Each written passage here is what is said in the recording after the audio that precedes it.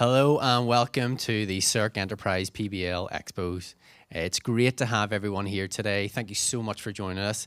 Thanks to everyone that's come and joined us here in person in our Bangor campus. And thanks so much to everybody that's following along online. It's great to have you here to celebrate the amazing work that our students have been doing, even in these short few weeks at the start of term. So thank you so much for coming. It's great to have you here. I know you're all really keen to get started, as we are as well. So what I want to do is I first want to introduce our curriculum director, Dr. Michael Malone, who's going to say a few words and get the show on the road. So you're very welcome to the stage, Dr. Michael Malone. Thank you. Thank you, Michael.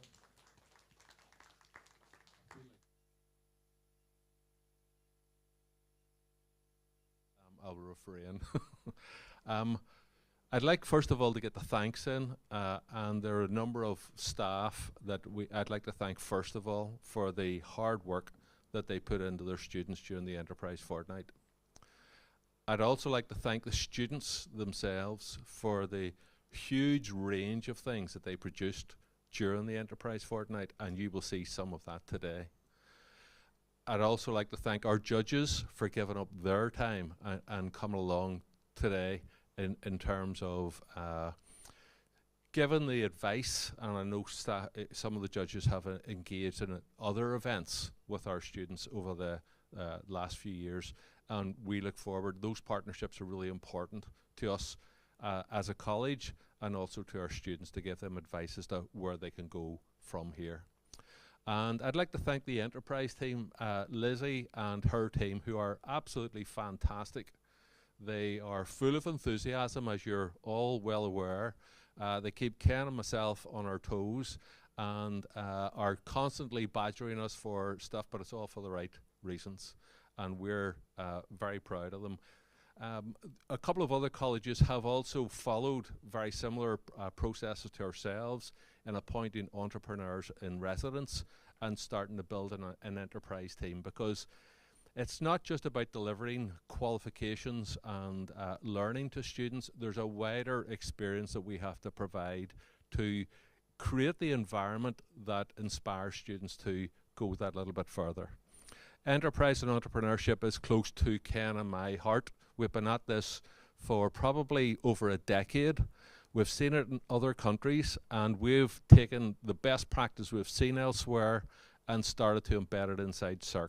And we hope to provide that experience to others to inspire them, because what we have seen in other countries is they're very keen to share their ideas.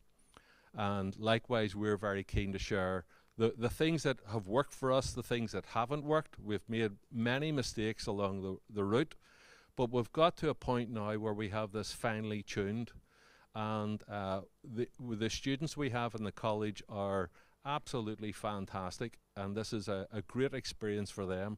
For some of them, it'll be their first presentation, and they're up on a stage with lights and stuff like that, so they're going to be extremely nervous, but I have great confidence in them and their ability to communicate and talk about their ideas. So for the judges, I'd like to thank you again for your time and effort, and hopefully you'll enjoy the day as I will. So thank you very much indeed.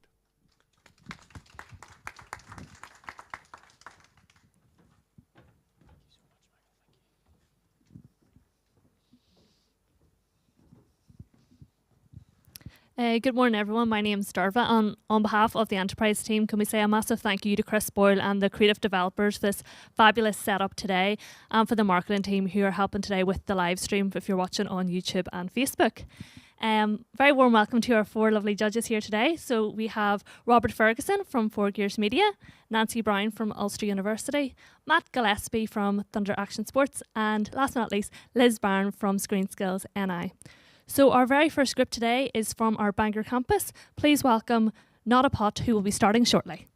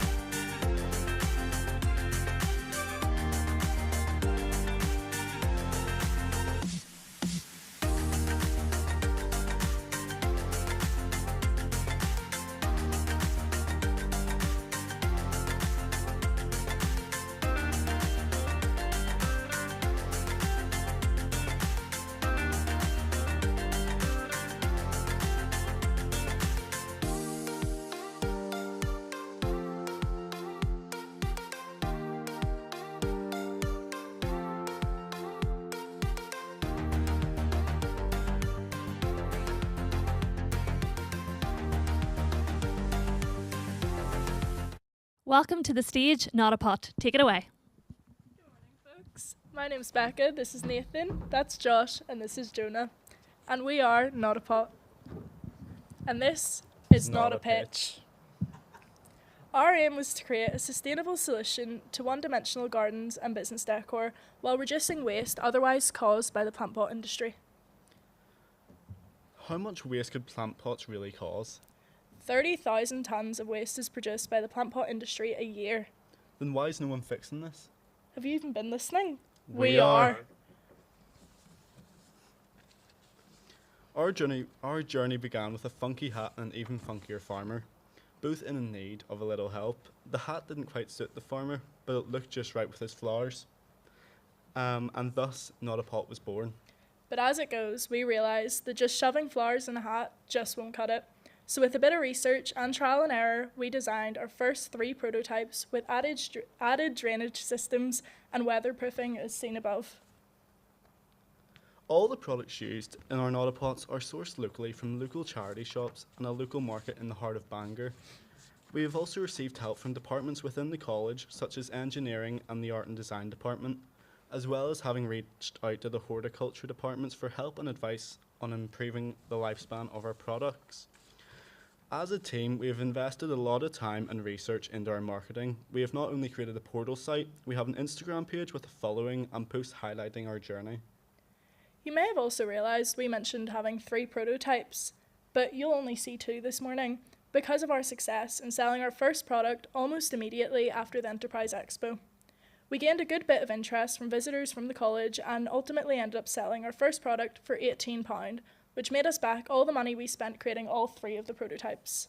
I'd call that a win. With your help, we hope to expand the business as a commission-based process where each Not a Pot is completely personal to the customer, with a strong focus on the events market for such occasions as weddings and baby showers. As well as expanding into other local businesses such as cafes, as recently we've realised the weirder the decor, the nicer the coffee. Not only will they be purchasing our products, but also offering free advertisement by simply displaying them for the general public to see. We as a team see a lot of potential in our product, and we hope you do too. We are Not a Pot, and this is not a pitch, this is an opportunity. Amazing presentation, folks. Thank you so much for that. That was brilliant. So to the judges for some feedback. So Liz, would you like to start? Yes, thank you for a really excellent and very well thought through presentation. I was interested when you started to mention your customers, talking about the cafes and the events. I was wondering, do you see a wider application for this? I mean, could you imagine a future where people turn up with their hat at a garden centre and instead of coming home with a plastic pot that ends up sitting, in my case, they sit in a stack on the windowsill until I throw them out because I don't know what to do with them. I mean, have you thought about how this could become a mass thing rather than something that is kind of quirky and occasional one-offs? Yes, we have actually thought about the process of someone bringing their own, which still would make it quite a commission-based process for them, where it would be at a discounted price if they bring their own item, whether that be a hat, a pair of jeans like we've previously done before, or anything that's personal to them, and we can create it into their own plant pot with their own selected flowers of what they'd like, and maybe it would take a week and they'd come back and pick it up, but it would be at a discounted price since they are donating, which is stopping us from buying from bigger shops, which helps with our cause of buying local and buying from charity shops and nothing going to the landfill. And you're buying stuff or getting it donated from a charity shop. What's your markup? If you sold for £18, how much did you have to spend on the plant pot? Well, the pot plant, I suppose, is really what I'm saying. The Not a Pots themselves, the items that we do get, are either donated to us or we buy them from charity shops at a discounted price, because we've spoken to local charity shops about what our business is, what our aims are. But where are the plants coming from? Sorry. Oh yeah, no problem. Yeah. I'll actually flip back on the slides because we've got a wee overhead photo as well. But we get everything from a local market in Bangor that's there on a Wednesday, and there's a farmer called Clive who's in contact with us and will bring us the flowers that we kind of request the week before. Okay. So again, that's buying local, buying from smaller businesses and just helping each other out. And the cost of buying it from Clive is what? Well, it depends on the type of flower, but we did 15 pots for £5 from him. And to stop our pot, because he sells them in the pots, but I just asked for them in soil. So there will be the whole bunch of them in the soil to eliminate us using pots when that's what we're trying to get rid of. Do you get them cheaper from him because you're getting them in the pots? We have this time, because the first time we went to him, he didn't know about the business. It was just an idea. So obviously we weren't going to ask for a markdown on the price or anything. But I explained to him, it was yesterday we went to get the plants we have now. I explained to him what we were doing. Good. And he was very happy with it, and he did mark down the price for us from £8.50 to £5. Brilliant, that's great.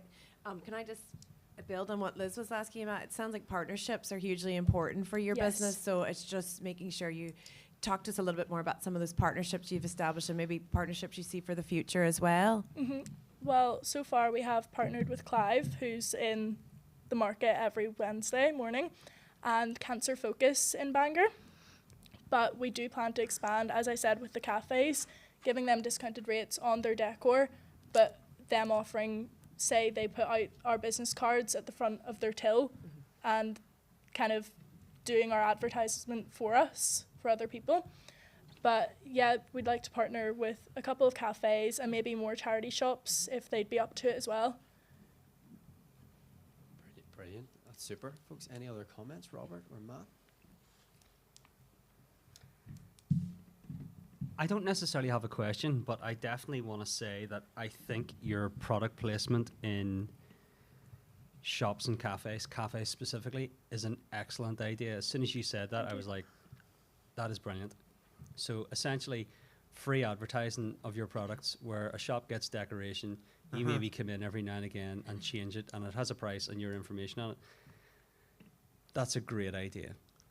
I could imagine if you could find a way to partner with just about every little quirky, niche and popular cafe in the whole of Bangor, you could see your sales snowball. So whoever came up with that idea, pat in the back, that's really awesome. I like it. And by the way, your idea is great. I can totally see people wanting things like that.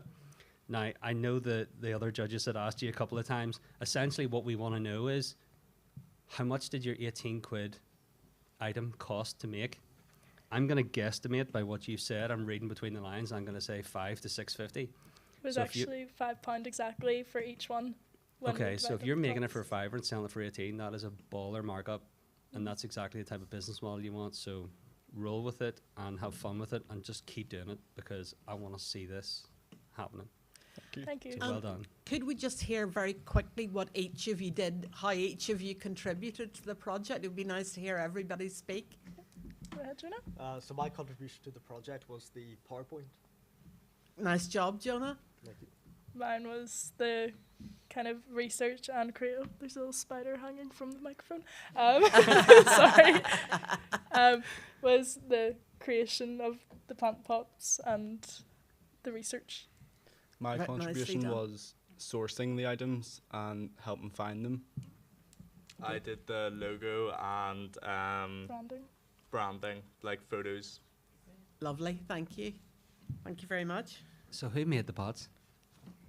Okay. I'll be a bit like Matt here. Don't really have any questions on that. Really good presentation, guys. Well done. Thank you. Ideas fantastic, phenomenal. From a marketing point of view, from that sort of hat on, this is highly marketable. Okay.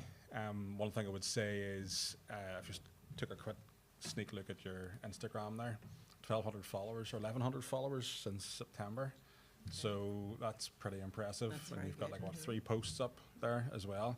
What I would say is be very consistent, okay? Don't put all your eggs in the one sort of channel basket, if you like. Replicate that across Twitter, Instagram, TikTok, all that kind of stuff, because what you have here is a really good story. And also the process that you go through, document that, put that out there for public consumption, because it's not just about being a good idea. You know, there's a sustainability element to this as well. You're using, you know, that whole sort of recycled materials and all. So there's multiple angles here you could be approaching this from, which will really give you a real push up. But listen, guys, fantastic work. And as Matt said, you know, the networks for this are going to be brilliant. You know, coffee shops, sort of boutiques, shops. You know, everybody's into this quirky stuff these days. So really, really good. Well done. Thank you so much. Amazing, folks. Thank you so much. Folks, up next, we've got the Postmaster 9000 from Lisburn.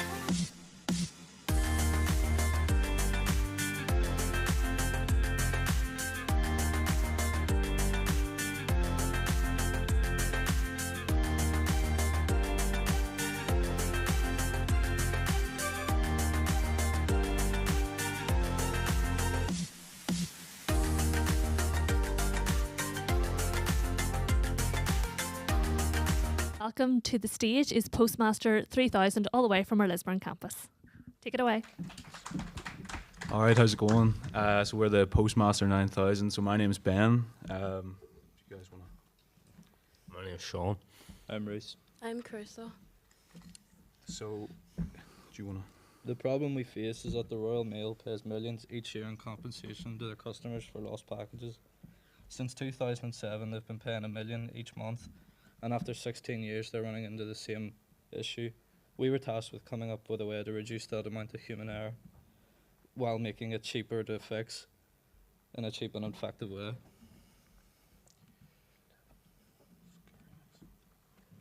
We developed an app that communicates with our product via Bluetooth, which will activate a specific light for whichever postcode you select. So if you're sorting post and you pick a letter which is for a BT8 postcode, but you're not sure where the post is to be set, all you have to do is press the BT8 button on the tablet, which will be mounted on the side of the pigeonhole system, and then it will light up the allocated spot you selected. This helps to greatly reduce human error. We all make mistakes, the system prevents that. When we discussed how we want to implement our solution, one thing on our minds was that we wanted to implement in the Royal Mail current system rather than making a whole new system. This would greatly reduce the overall cost on materials and would mean that we were not sending a bunch of old pigeonholes units into the dump. Installation of the products to their current system takes about an hour per unit. It would be a time-consuming process to implement all over Royal Mail sorting sites, but it's worth it when you consider the amount of money that they stand to save each year with our product installed.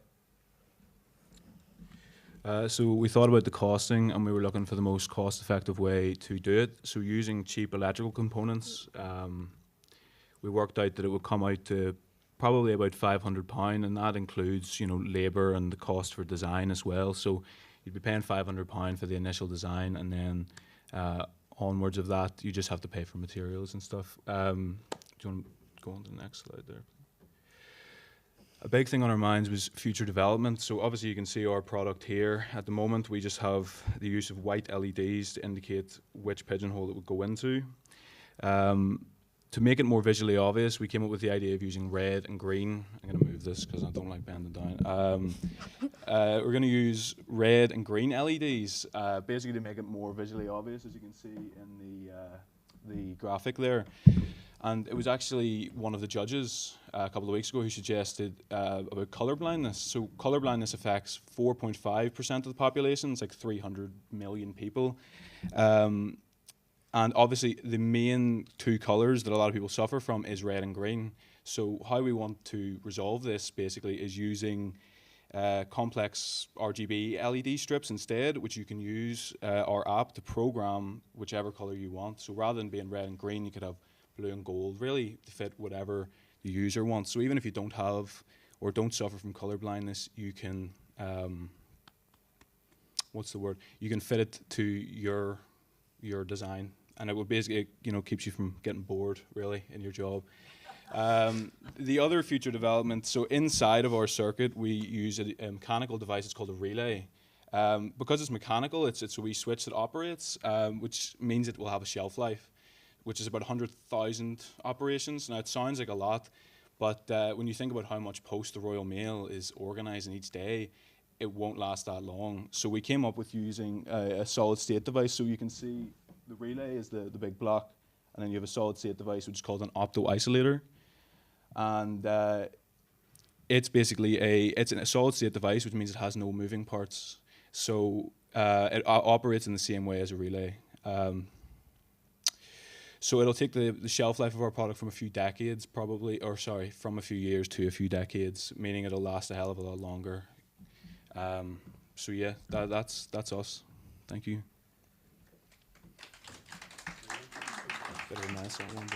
To the judges then for some feedback. Robert, do you want to start? Yeah, can I use what code did you use? What code? Excellent question. We have no idea. I didn't know we had to include the code. I apologize. All right, no, that's fine. Did you take it down? Was it sort of open source, or how did you build that? What's the app?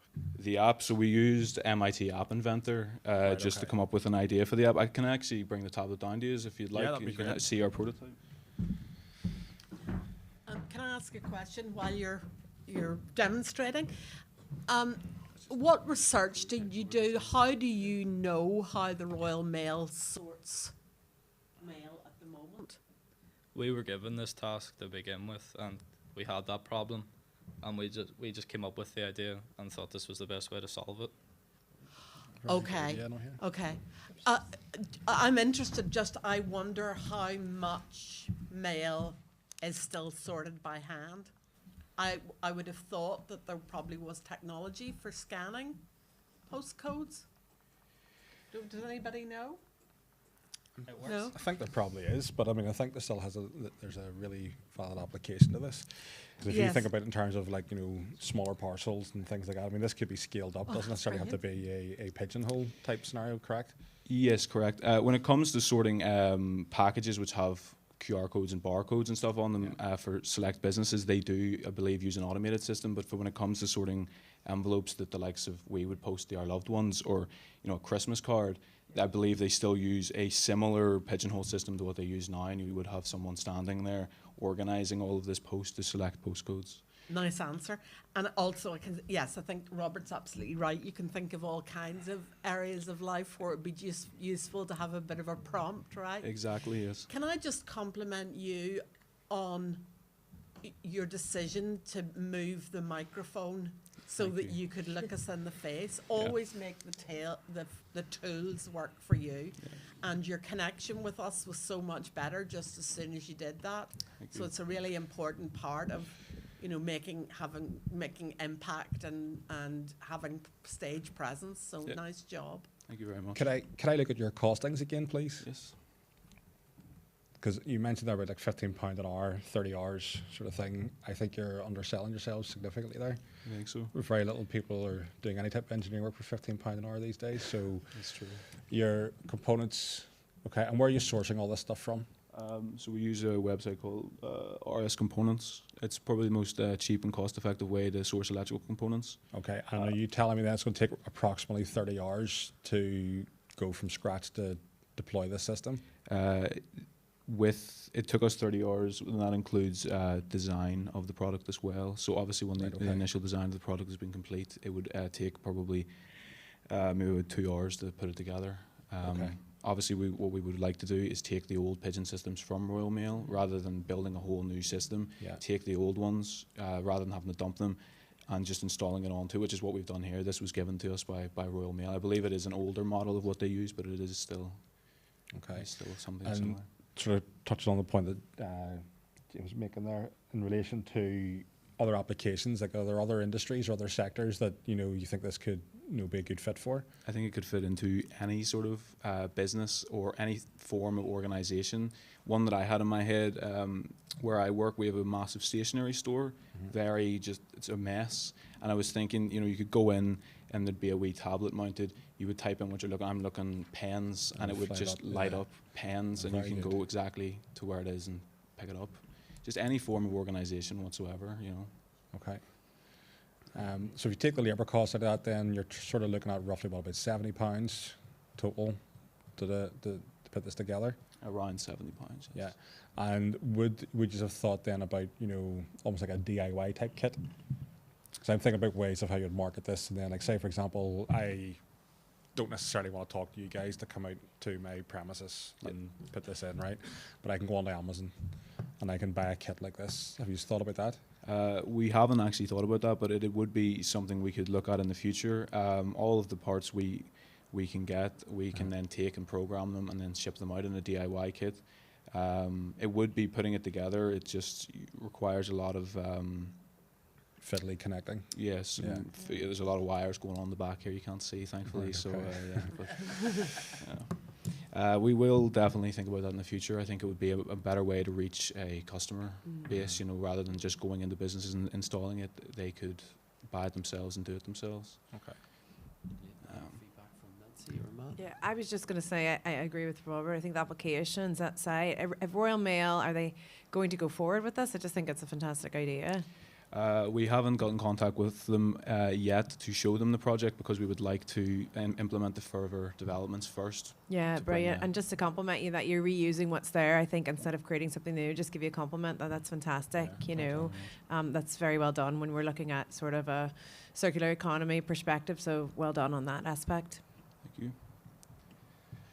And Matt, any comments? You answered my question. Well, Nancy asked it. I was thinking the entire time, have you spoke to Royal Mail about this? Yes. Have you approached them and said, is this actually a problem that you're experiencing?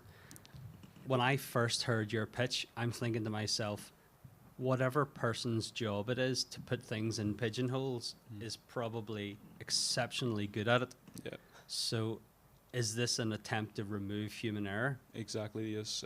You would think people were good at it, but then they're still paying, more than £1 million each month in compensation to customers for And lost packages. do you think how much of the problem of parcels going missing do you think is incorrect pigeonholing? Is there any data around that? Could it be that parcels are accidentally being opened during transit because they're poorly packaged and things like that? I absolutely believe that half of it is probably that getting lost in transit, but I would argue that a good portion of it is in the sorting process, because I know for myself with my eyesight, sometimes I look at something and I would read BT11 and it's actually BT12, and I would end up putting it into the wrong pigeonhole. I could definitely see myself making that mistake. So I'm just going to run you through what's on my mind here, okay? Please. In my mind, I imagine that if I had that tablet beside me and every time I lifted an envelope and looked at BT37, then found it on the tablet, pressed the button and the light came on, surely that would half my productivity, because I would have more buttons to press, more time to think, and it would potentially slow down the length of time it would take me to pigeonhole 200 envelopes. How do you know where BT37 is? I would imagine if I was sorting letters all day, you would instinctively know.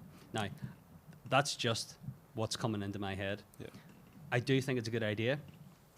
I think it's an interesting idea.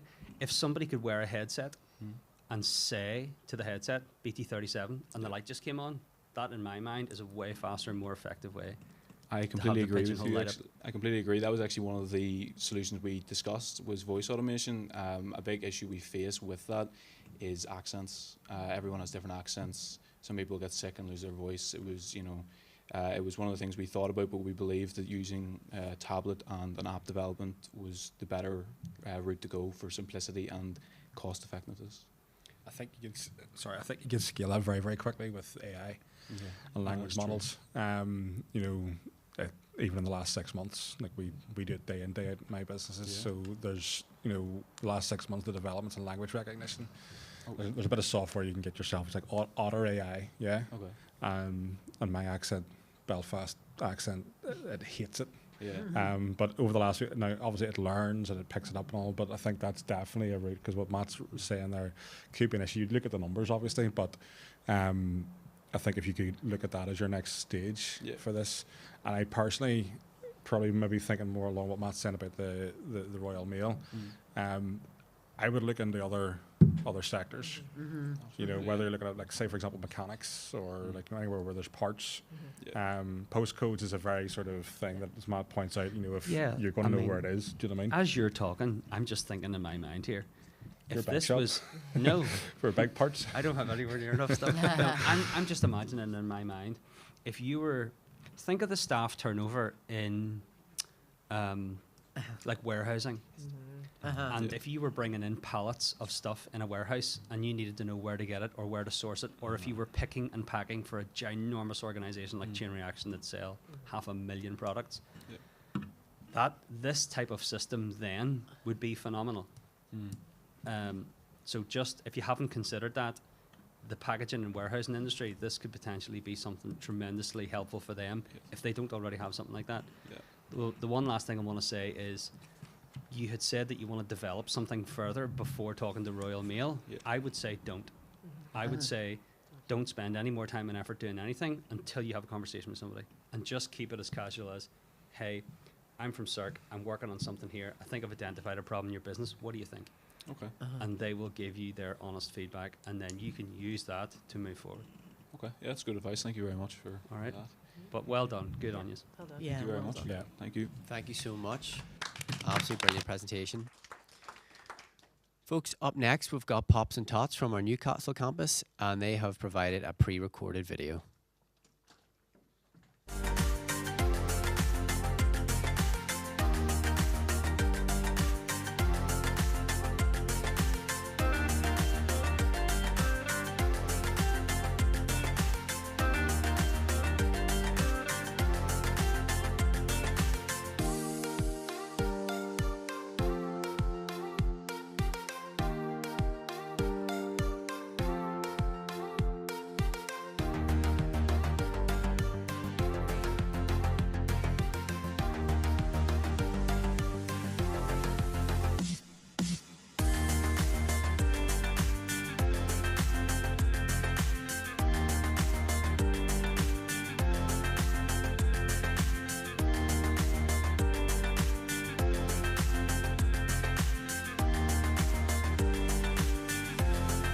Hi, my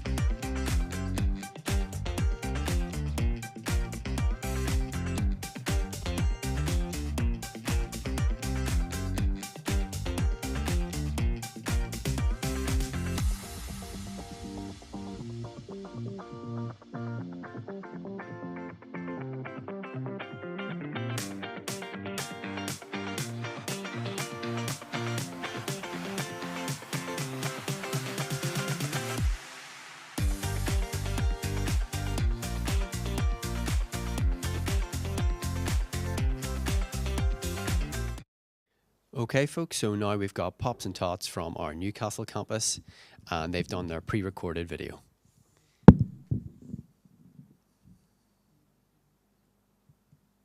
Hi, my name is Lindsay and this is the lovely Claire and we're from Newcastle campus and it's normally really sunny but today it's decided to buck it down. We were given the task on how to combat loneliness and we decided that a group that's very largely overlooked is male caregivers. So we decided to create a group to help combat loneliness within male caregivers looking after children from 0 to 3. And here's the lovely Claire to explain some more. We believe passionately that this is a group that is needed within our community, within all communities. And to this end, we have created a poster to advertise. We want it to be a weekly event. We want to set up a group that is specifically for males because we feel there's a lot of mother and toddler groups out there, but there's very little, if anything at all, for males. This is supposed to be created. We want it to be advertised in gyms, barbers, sports clubs, anywhere where we think males would see it. So basically, we're going to advertise this group by putting it into local sports facilities for men, barbers. We're also going to hand it out to local guys in the street, families, and we really do firmly believe this group is needed. Men don't talk about their loneliness as much as women do, because we all know us women can yak, and we can talk for Ireland, right? But men, no, not so much. So we really do think this group is needed. From talking from other guys in the community, they've said it's needed too.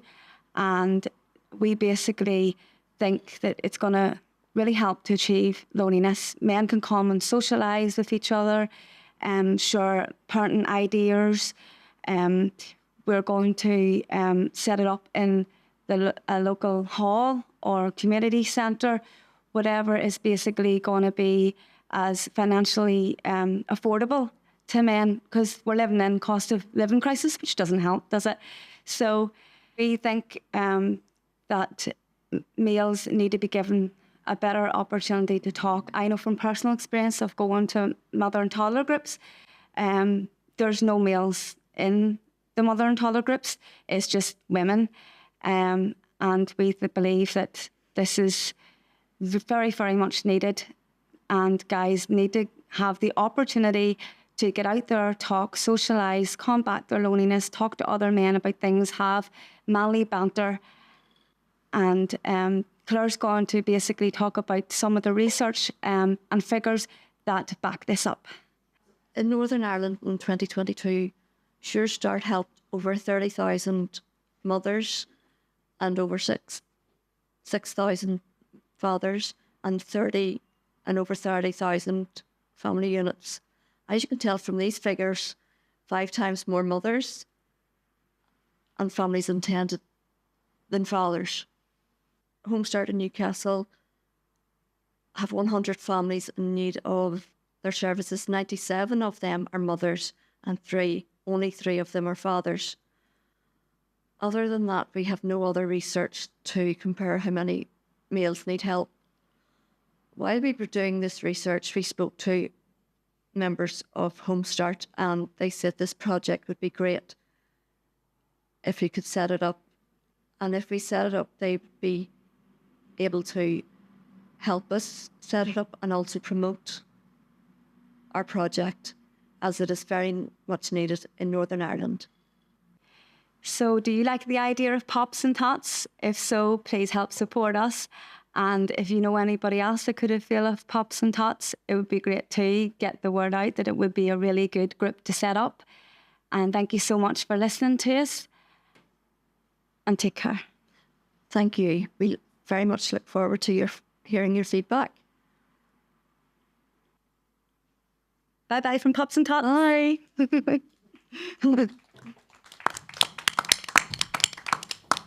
folks. Great presentation there. So an opportunity for some feedback. Unfortunately, they're not with us live, but we'll be able to get this feedback to them. So Liz, would you like to start some feedback for the Pops and Tots group? I think there's absolutely no doubt that this would be a very valuable service for a really underserved community, and it would have clear social impact. Yeah. I wasn't really clear from the presentation if they were proposing to do this as a sort of voluntary service or maybe with funding from a government body or something rather than as a business idea, because they didn't obviously talk about charging men to avail of it. And during the cost of living crisis, that would be very difficult for a number of people.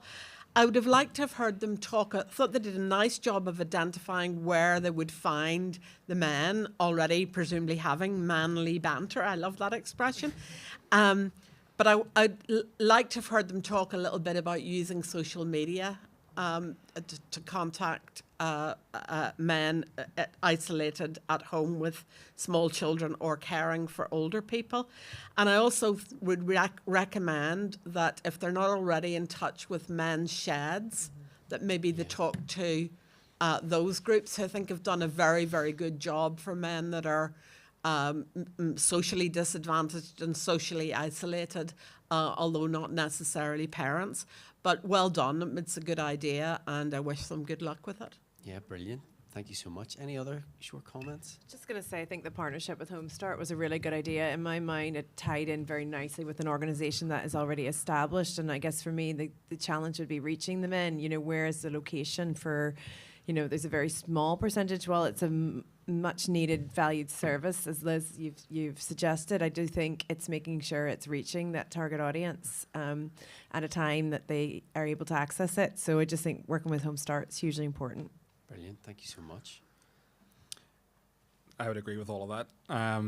Also, I think it's important to understand that when talking about like some PHA, other bigger organisations like that, to get real data as to what is the real sort of on the ground setting.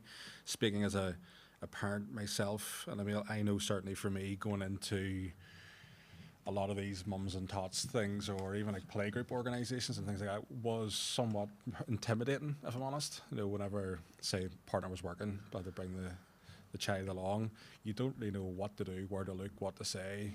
Hi, there's the baby sort of thing. Look at him. Yes, do you know what I mean? So yeah, I think there's an element of that in terms of like the sort of social stigma maybe as well. Maybe stigma is too strong a word, but certainly looking at the emotive and sort of cues that men would face, and doing a lot of research with men in that particular sort of demographic would be valuable. Yeah, brilliant. But I think it's a very worthwhile initiative. Super, yes, thank you so much. Matt, any comments? I think it's a good idea.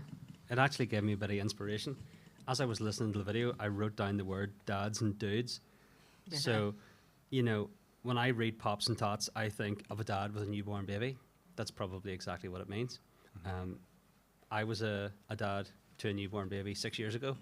I never went to anything like that. It probably would have been pretty cool if something like that had have existed. So when I was listening to it, I was thinking, if that existed and I knew about it, I could imagine that I would go to it. I like the fact that they would be willing to advertise it in gyms, barbers, sports centres, things like that. In my mind, if it doesn't exist, then it should be at least piloted. So I would say to them that if they have the inspiration and the motivation to try and see, can we do something like this, even as a one-off or a small series of Pops and Tots events to get feedback from the dad? What type of stuff would you like to know when you come here?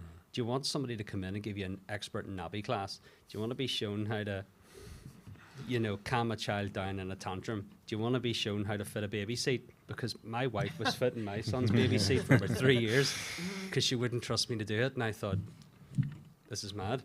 How can I not get this right? So, you know, I can think of a lot of things that would be useful and fun for dads to do at events like this. My suggestion to them is, good on you for thinking about it. Good on you for highlighting it. Let's pilot a small series of events. They don't have to cost very much. They could be done very quickly and easily, maybe even in the Newcastle campus in one of the rooms, and then just speak to the dad and say, hey, what do you want? Do you want this? Do you think it'll work? And if it does, what do you want us to do? Well, it's part of the market research because there's a gap. There's obviously a Yeah. clearly identified gap in the research. So for them to actually be able to talk to dads firsthand, I think that's a great suggestion, Matt. Thank you so much. So again, congratulations to Pots and Tots. Very well done. Folks, it's now nearing lunchtime, and you'll be glad to know that our next group is the 3 Amigos. So give us a minute and they'll be right on.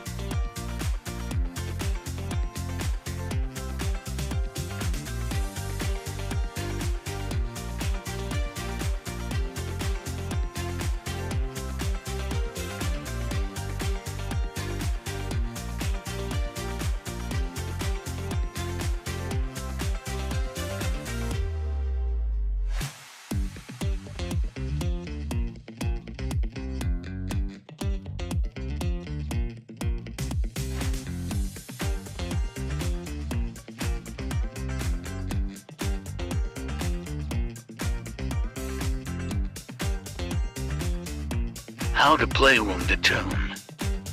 Roll the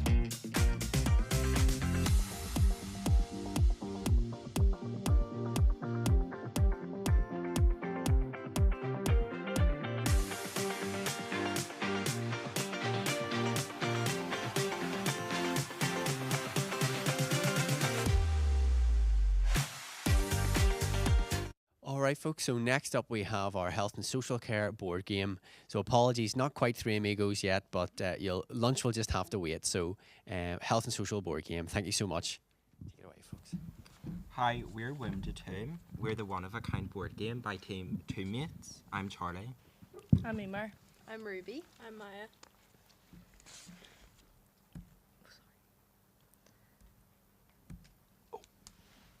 Our mission, we wanted to create a recyclable educational board game that focused on drugs and alcohol awareness. This is that focused on teens because most accidents due to these are young people.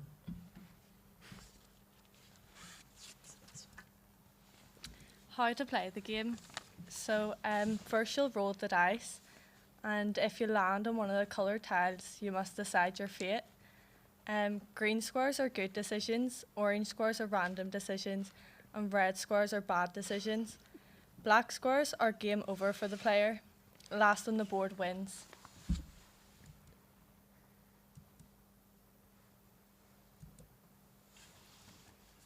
Commercializing. The main way to advertise is through social media. This is a simple and cheap way to advertise. And in our research, most teens spent their last purchase on something they saw on social media. We chose to make our board game solely on just the board. We would not turn to putting a game online, as we feel that we have lost the ability to socially play games in our technology-dependent society. How to play Room the Tomb.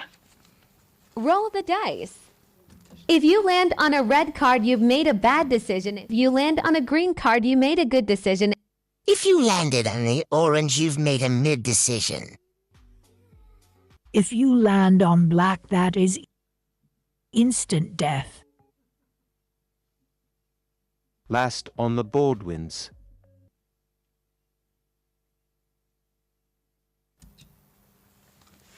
What makes us unique is that we focus on teens who are a gap in the gaming market. In our market research, we found there's no game like ours. The aim of our game is for the winner to be the last that's on the board, whereas other games usually have the winner is the first off the board. We recently thought we could create a website where people could go on and order the game. By doing this, people could customise their questions and make the game more personal, such as scenarios they've already been involved in.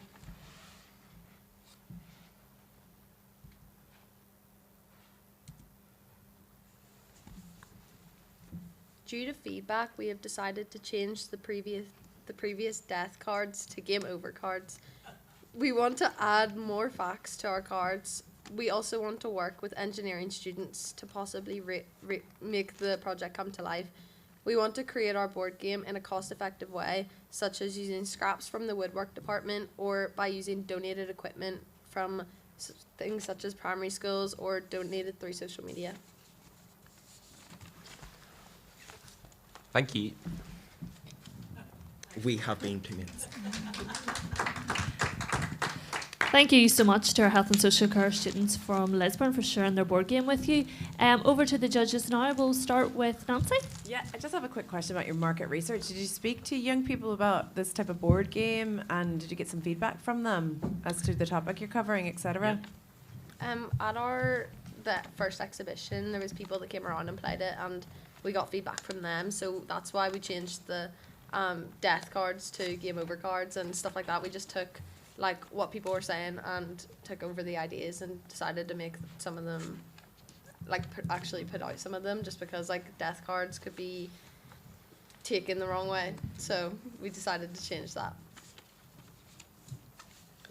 Okay, so let me just check I've understood.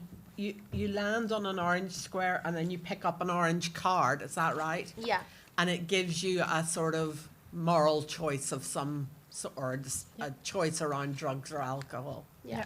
And then you decide what you're going to do, and based on that you move forwards or backwards on the board. Yeah. Got that right. Okay. Very good. Can I ask you a question about the title? If you're a teenager, how much are you thinking about womb to tomb? We just picked it because it was nice and memorable. It is nice and memorable. So it represents life. So you're born in the womb and then you end in the tomb. And so the board game follows your life. So you start at the beginning of your life. And these are decisions you make for your life. So, and it shows that like if you make a bad decision, it could be detrimental to your life, and some can even be fatal. Great, thank you. Matt or Robert, any comments or feedback? Forgive me if this isn't obvious. What exact age group is this targeted for? Young people. Just 13 to 17. Originally we were going to make it for like young children in primary schools, but it was a bit too triggering. We think it's going to be like 18 plus, whereas because people that are 18 will have just got their license and stuff, and like our statistics showed that most car accidents are caused by people of that age group, especially like drunk driving accidents. So we decided to make our game more for that age group so that they can kind of get awareness for it and like shed some light on like the actual problems that the actual statistics showed us. Okay. I'm looking at some of the cards here, right? And it says, I'll just give you an example. Option 1, you can choose to go back 4 steps, or option 2, you can choose to go forward 10 steps. If I was ever playing a game and I had the option to get to the end that I thought I was going to win, I was always going to pick whatever option allowed me to move forward. Yeah, so it's kind of like how in Monopoly you have a banker. It's like one person is the card holder, so you won't, like, we just give you the cards so you could see them, but you They won't don't actually know. read the card. Okay, cool. Okay. Yeah. Well, So that they makes would- it They that would makes pick it an more fun option then. and not know how many steps they Yeah. move forward or back. Okay, so I instantly think that if you put way more, I like the fact that you got a concept. That's cool. If you're going to sell this, or if you're going to develop it further, you need to go to some kind of designer that's going to totally make that phenomenal, especially targeted towards your age group. Right now, I look at that and I think maybe my 6-year-old would play with it, but he would definitely find the Pokemon game way more exciting. So what you could potentially do is put time and effort into designing something.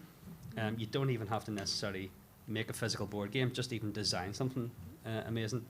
And judging by what I've read on the cards, I would like double or treble the length of the game. I would maybe even put a roundabout in it, that you have to do something to get out of the roundabout, you know?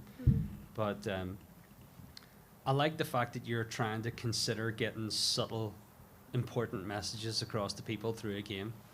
You know, whether they take it seriously or not is another thing, but I haven't come across anything yet. I've never played a game like this that talks about stats and things like what your cards have. I can't pretend that I love the name, but I think that there is a subtle, noble gesture in the creation of this. So I think you should put more time and effort into developing it, but I like the fact that you started it, so I think you should continue. Can I just say, first of all, well done all of you on contributing, speaking up in the presentation, and also very nice, clear slides, easy to read from down here, and that does make a difference. No point showing slides if we can't read them or see them properly, so well done for that. Have you thought at all about, well, you've talked about the market being teenagers, either younger teenagers or those who've already got a license. I wonder if really this is the sort of thing that would be invested in by schools or youth clubs or something like that as sort of a prompt for discussions. But I also wonder, have you thought at all about what it would cost to develop, what you might sell it for, what your markup would be, any of those things? Have you thought of it in a sort of a business way, or are you not quite there yet? We wanted to make it the cheapest way possible, so it was really easy to access. So like making it out of card, so it could like easily be folded into like a tube. And Okay. so it's the cheapest way possible, and it's completely recyclable. Good. All right. Thank you. So, because that was our main goal from the very start, so it was recyclable. So everything that we've used has been Even from the our college. little figures and stuff we used, like we took them from the like things that weren't being used in college, and we turned them into the little like figurines. And yeah, and we're also thinking about like I said, getting like wood scraps and stuff, and then making the game like a wooden board game, because then again it's quite cost effective because it's scraps, and also it's not harmful to the environment. Okay, so for me this is a bit weird because literally the last 3 weeks we have started working with a board game client. Okay, and my eyes were open to this industry. You know, I didn't realize that there are so many failures within board games, if you like. So there's maybe say that for every 100,000 board games that are made, or like ideas or concepts that come up, like there's maybe 40 of them will actually make it. Okay, but that said, it's absolutely a growing market again. Okay, so board games are coming back in a strong way. And there's also sort of hybrid versions. So I understand what you're doing here in terms of the sustainability and looking at ways of trying to keep people away from devices, okay? But there is a massive rise in augmented reality, okay? And I think the subject matter that you're talking about here in terms of, you know, life lessons really lends itself very well to that sort of visual impact, okay? So as Matt was saying, 100% the design, the aesthetic, all this has got to be it's got to catch the attention, it's got to bring people in. So there's a lot of work to be done on that. But as a concept, fantastic. Okay, I like it. I think we need to start looking at other ways of packaging this. Okay, you're talking there about recycling and using materials that a college or a school or something might have lying about. I think you can take it a step further than that. I think you can put this online as a downloadable, like a DLC, downloadable content. Okay, where for a nominal charge, a teacher, a youth group worker could be downloading that off online as like an instruction pack, if you like, and using the materials that they may have at their disposal. Second thing then, if you're looking at having it online as well, it would lend itself very well to like an app. Do you know what I mean? So you could be playing this, linked up with your team or your friends, whatever, on that sort of message or sort of platform. The board game bit I love, okay, because it is about creating that social impact again, social interaction, which is great. And I think certainly for young people that this is targeted at, having, playing that game with your peers and sort of having a bit of a joke and about brings that fun element into it. But I think there are 3 or 4 at least different ways you could package this. Your marketing is going to be critical, okay? I think as well partnerships and talking to organisations.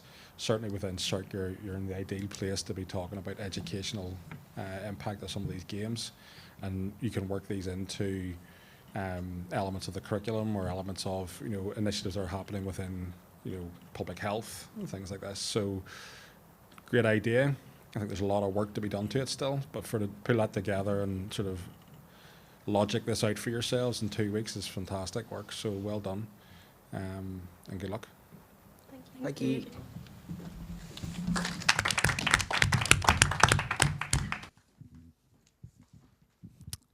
Thank you so much to our health and social care students are from Lisburn. I know we did tease you there with a bit of catering, but I promise they are coming up next. So 3 Amigos will be starting shortly.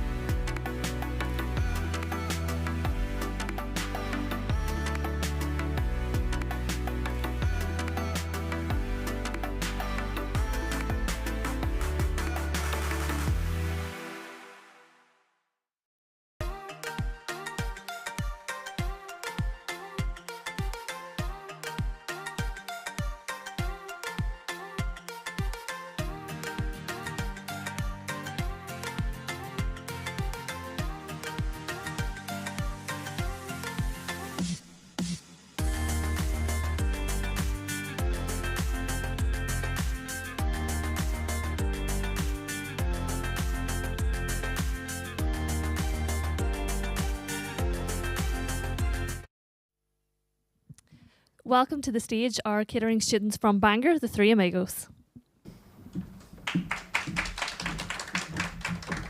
Thank you. Do we start? Yes? All right. So we are the three Amigos. I'm Dave, this is Jack, and this is Amy. She's going to be serving your food. And our concept that we're bringing you today is a dark kitchen. What is a dark kitchen then? Essentially, it works exclusively as a takeaway, and that will be run out of a satellite kitchen, out of a main restaurant, or in our case, the Birches, from upstairs. It lowers overheads because we're using existing properties, existing equipment, stuff like that there. And also, we've no need for front of house staff, so that lowers personnel cost, front of house cost, if you will. So just another way of minimising. Also, another benefit is we have the fluidity to adapt to consumer trends a lot faster because we don't have the constraints of a traditional restaurant. So we're a lot, like I said, fluid, and we can just adapt a lot quicker. And basically, it means we can maximise our costs and minimise our profits. I'm just going to hand it over to Jack here. Hi, and I'm going to explain. Amy here is going to hand out some samples of us, of our food, our products. So I'm going to take you through what we basically, the concept is. So we have sliders, burgers. We have chili and Mexican chorizo burger.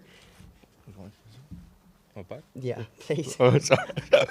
Sorry about that. Mexican chorizo burger. That comes with. Actually, hold on. We have a beer cheese. Beer cheese. It comes with beer cheese and a salad and sriracha sauce on top. We also have a peppered crust burger.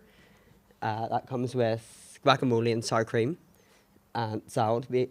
And then we have loaded fries, but they're mainly for a sample of our products. And then we have drinks, pineapple and chili and blueberry and ginger. I'm going to take you through the menu. Yep. So this is what our menu would look like. We would, yeah. So they are sample sizes today, but this is what you would actually get as prices. You all right? Yeah, I'm fine. So these would be our main. This would be our main products up here, and these would be the actual prices. What you have in front of you is just sample sizes. So it is. All right. So, is that us? Yeah. Yeah. Let's get. So this would be our customer journey of how we're going to do it. So because we're up in the Birches, we don't need front of house. We will, for our first stage, it will just be the Bangor staff. So they will receive an email, and it will have a link that you go on to. It will be on the next slide. We'll show you in a wee minute. They'll receive a wee form with the allergens. They can then say what they would like to order, send it back to us. We'll receive that. Then they will get an online receipt back. They'll use the MS forms. Sorry, I've got a bad throat, so I'm trying to speak through it, but really need a drink. Then they will receive that, we'll get it, and we'll make it for them, and they can either collect it in the Birches restaurant, but they'll not see the actual kitchen. That's to keep the concept of a dark kitchen. Then we can either do delivery service for $2.50, and we will actually have the SERC staff use the hybrid cars, to try and keep it eco-friendly as much as we can. The same with our packaging, like we've got our straws, which we do have there, but we didn't have enough for today. The order didn't come in, unfortunately, but we will get the staff to deliver that all around Bangor, just because that will be the stage one, just keeping it the Bangor SERC staff, and then hopefully processing from there. Okay, and this will be our order form. So the bottom will be the link that you'll have all our allergens. They send it, and this is the top bit, what they will have, and it will come back to us. Next would be our costing. So we've kind of compared it to Del Piero's because it's quite popular in and around Ards and Bangor, and they've got a couple of dark kitchens as well. So we will start off with our chili burgers and our Mexican chorizo burgers, trying to keep them as low as possible. So we'll have £7, £8, and they actually come with a side of plain fries. But if they want to add on our loaded fries as a small one, it would be an extra £3. And then our loaded fries, they would be quite bigger, so they'd be charged about £7 and £8 as well. And then our drinks at $2.50. Yeah, these are all samples of all of our food today. So recently, we're just going to do banger at the minute until we get like stronger and like more professional. What we're actually doing. So banger staff now, and then we will go public. Tell a lie. We'll go to the students next, and then obviously we'll get a bit more confident what we're doing. We'll go to the public. And through the SERC and SERC students, through SERC and SERC students, we're just going to be using the mailing list from SERC itself. So, and it'll be first come, first served basis. That way we don't overstock and have any costs, like misusing food or something, you know what I mean? Yeah. So, and then from that, we would like to then use the Lisburn campus and Downpatrick if we can. But again, if they're not up for the concept, there are businesses in and around Bangor who are only open during the day. Like there's quite a few cafes and restaurants that stop serving at 3 or 4. And if we want to, we can pay them a little bit of money to use their kitchen at night. And then that way we can use their restaurant and sell and do pop-ups in other restaurants and kind of try and get our name out there rather than just being in the SERC. It can be open to more public and get more customers, hopefully. all right, thanks for listening. Would you like any questions? Is this the jackfruit one that I've already started to eat? Yes, that's the Yes. jackfruit with our Absolutely Fanta orange delicious. barbecue Did you sauce. develop the recipe? Yes, Yes. with the help of our tutor Brian. It's absolutely phenomenal, honestly. Yeah, it's actually a Fanta barbecue sauce. Fanta orange. That's lovely. Sorry, Nancy. No, you're okay. That's actually what I was going to ask you about. Is how did you come up with your menu? What market research did you do to come up with your menu? And just to say, love the dedication with the theme as well. It's fantastic. So kind of when we were coming up with our ideas as a group when we first started, the main thing is we all liked Mexican fusion food. And we just thought, okay, we'll look into that, what we like, what we don't like, what's not on the actual menu, but if it does process into more, on the menu we have stuff that aren't as spicy because we wanted to keep it for all the family. And the main thing is, like we have nieces, nephews, I have a daughter, and the jackfruit doesn't have a kick to it, so it's not spicy, so kids could have that. We have your vegetarians, we can do it gluten-free. We just kept researching everything we could to make it as family-friendly as possible. Same with like the loaded fries, kids and people who can't handle kick can just have chips with jackfruit, barbecue sauce, curry, peppered sauce, and again with the drinks. So there's the chili and pineapple and lime, which has a little bit of a kick to it, but it's sweet enough that everyone can kind of handle it, and the blueberry and the ginger as well. Brilliant. I love the concept of the ideas. And you're saying lunch and dinners? Is that what you're sort of Lunch and dinner, it's kind of takeaway to kind of Yeah. do it all day. I've only just been introduced to the concept of a dark kitchen, but I wonder well, there are two questions about how you actually manage your supplies.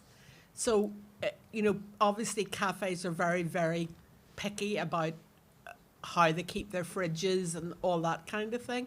So if you're coming in when the regulars aren't there, where do you keep your food before you cook it?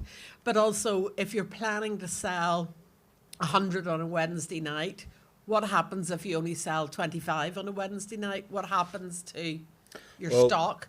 To answer the first question, we would have to come up with an arrangement with the establishment that would be using itself to sort out refrigeration areas and stuff like that there.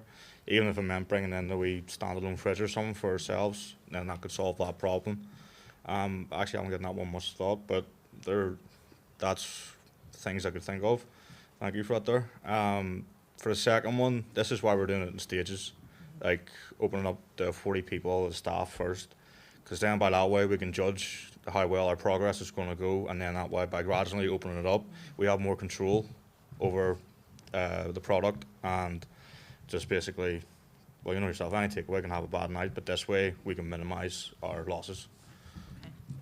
I like the way that you've done that. You've started out, you have a really good timeline of and co-creating with your customers and getting feedback. I think will be hugely important. What do they like? What do they not like?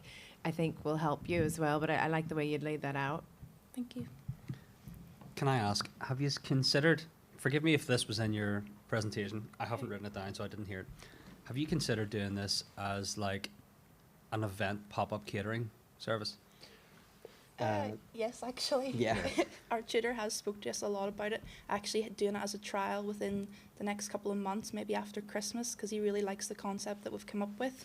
and he would actually really like to do it. And Yeah. we would like the opportunity to see how it would go and help us. Like, we're all chefs. We both started off as bakers. Yeah. You were always a chef. It would just give us more experience because we all want to go into the industry. I want to own my own business one day. I actually want to own a cafe that does patisserie and food, and it'd be nice to see how we could do that and stuff to help us career further on. Yep. So yeah. You know what? See the visuals as I look at what's on the board right now. That instantly works for me. If that was in a restaurant on the wall, I'd be like, cool. That's Boojum level. You know, the aesthetics are awesome. Well, we Even this actually little can't sign take here. full credit for that because none of us are good with technology, so we did have to have a lot of help. But the fact that you asked for help and you Yeah. produced it to that level is my favorite aesthetic I've seen today so far. Yeah, very And this nice. little sign with your, your pricing and stuff on it, that's perfect. She's Like, gonna hit it's me, but she's honestly right perfect. behind you who did all that. So, I like the fact that you are willing to hone your craft within a comfort zone of the college. There is really no need to go and break your back to try and do something like everybody else is doing. Yeah. You know, you also don't need to be insanely good at business to start a business. And I can Yeah. tell you that for certain because I have started numerous businesses and I am no super savvy, highly qualified business guy. You just Welcome have to to our have advice. the want and the will to do it. But as I'm listening to you, and I work in events, and every event I go to, there's a super boring, stereotypical burger and chips flat out with no flavour. And then there's maybe a crepe guy, and then there's maybe a slush puppy person and a candy floss person.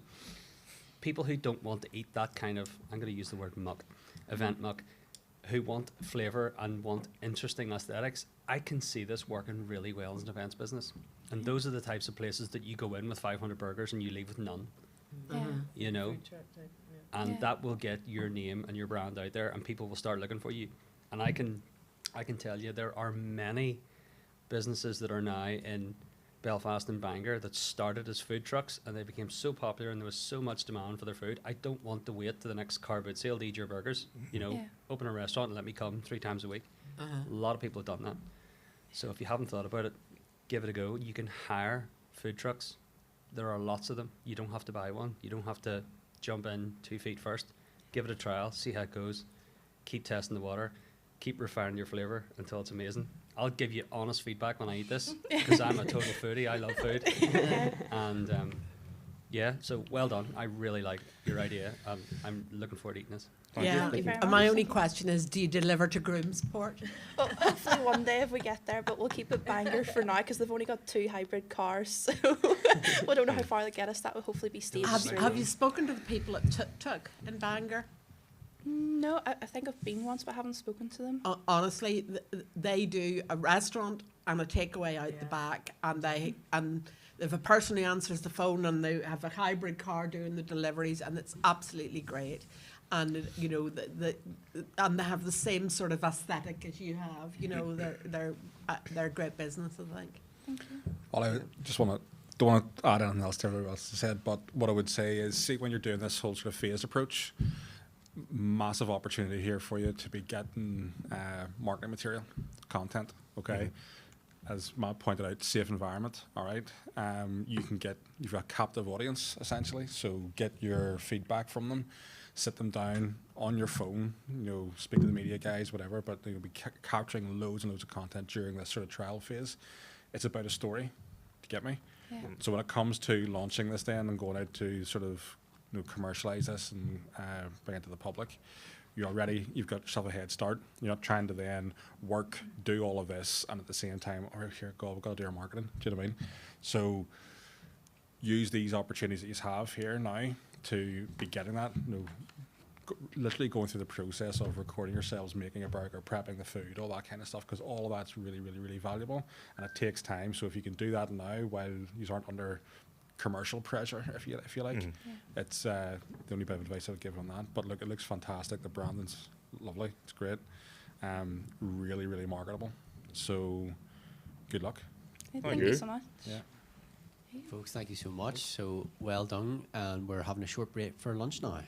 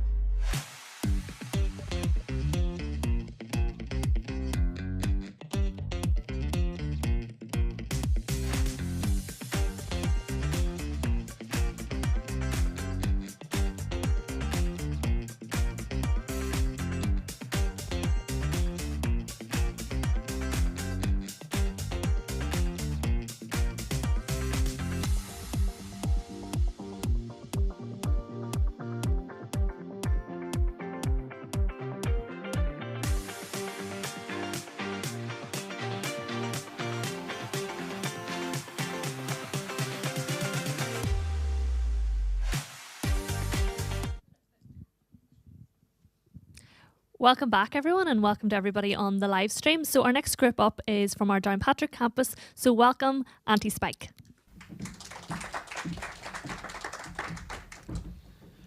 Anti-Spike, be safe, have fun. This consists of a group of me, Corey. My name's Preston. My name's Kieran. My name's Matthew. We're creating a solution to a quite a big growing issue today in today's society. Usually the younger people, it's drink spiking.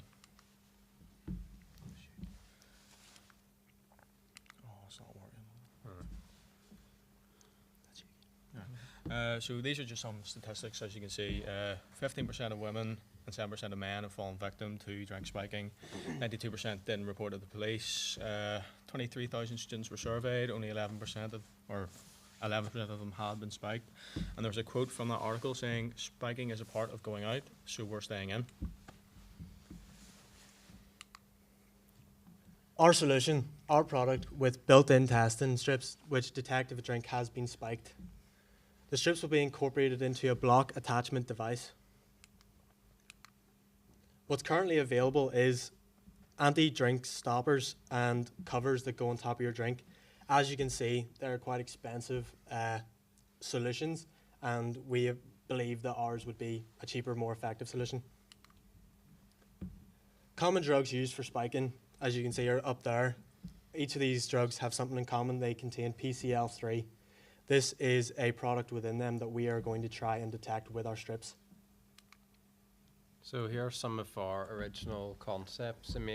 They're quite bulky, and because they make use of having the strips stored within the straw itself. But well, after receiving some feedback from our peers, we've decided that it'd be best to make a more compact solution, which is easier to carry and will be much cheaper for us to manufacture. As you can see on your desks, there is a prototype of our project. The testing strip will go into the groove where the green paper is, and once it's in the drink, it will detect any drugs in your drink and change the color of the strip.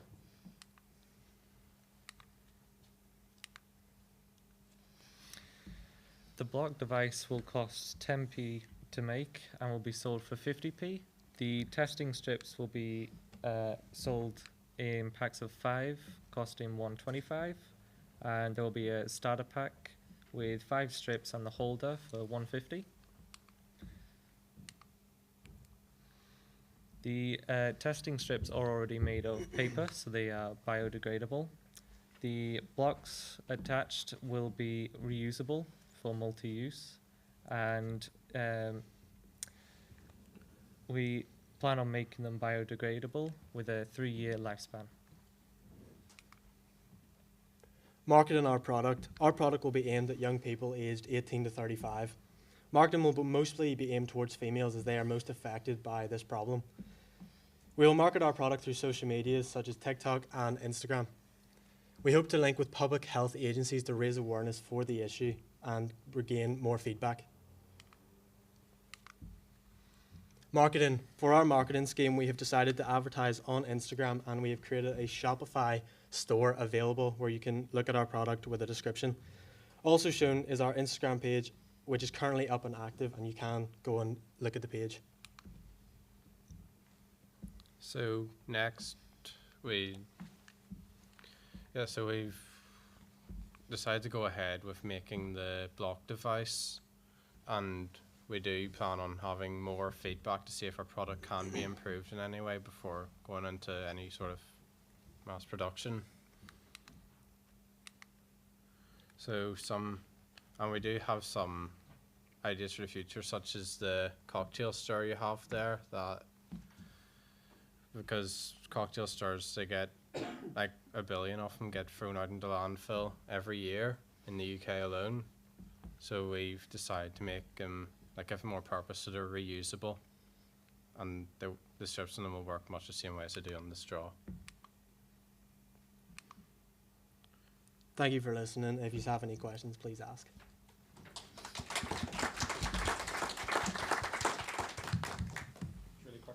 Any one strip, yeah.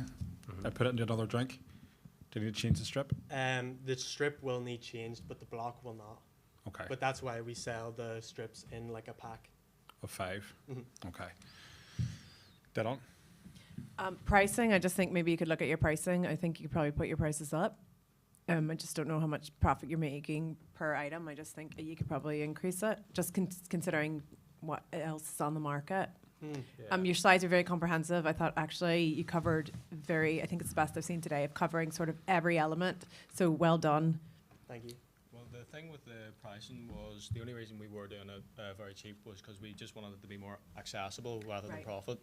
Appreciate that. Because the other ones, like on the competitors slide, it was like 20 or 10 or to about 100. So just to make it more accessible for people. Perfect. The big thing with the pricing is that we want it to be sort of for everyone, so that once it gets to everyone, then we'll think about that. But Like it. we want it to be something that everyone has to keep themselves safe. Brilliant. Like it. I think what you've just said there's really kind of a noble gesture. However, to sort of back up what Nancy says, when I look at that and I think about the potential value that has, an impact that it could have in your life, I can't imagine anybody wouldn't pay £3 for that. Yeah. Like £3 nothing to stay Yeah. safe in a nightclub in the night out. The only one other thing I wanted to say, above and beyond what's been said, whenever you're going to use Instagram to promote your product, I would highly recommend finding a local well-known influencer, maybe even someone like Amy Fuller from the area, and getting her to promote it for you on social media. We've actually spoken to that like within each other. We've said that like we would love to try and get in contact with some of these influencers just to see if they would promote it for us. You'd be amazed what they will do for a small fee. I think So also as well, just on that. use them. It'll Sorry, have go ahead. impact. Contact drinks companies, Mhm. drink suppliers, because promoting safe drinking and everything else, they'd be very interested in talking about that. Yeah. A couple of observations. I wonder is, in addition to talking to the drinks companies, you probably want some sort of vending machine option to buy them in a bar or a nightclub when you're out. We were talking about actually selling them to bars so that they can give them out with your drink. Right, good, excellent idea. And I think the other thing is, you know, in terms of buying packs of 5, I have been known to have 5 drinks in one night. That has happened. And my name is Liz, and I am. I'm just wondering, you know, could you sell big, you know, buy 200 to go or whatever, you know? 100%. That would be probably a better option for us to do. Yeah. Is the only reason we were sticking to 5 for now was just because we think you're not going to, every time you get a drink, need to use it, because if you've just had it poured and it's with you the whole time, yes, it's more, you'll know it's fine, whereas if you've left your drink for So I could have 30 10 seconds. drinks with a pack of 5. Yeah, excellent. I like the way you're thinking. Yeah, no, very good. Well done. I think it's a great idea, really well thought out. I would Thank you very appreciate much. it. Thank you. Well done, lads. Thank you.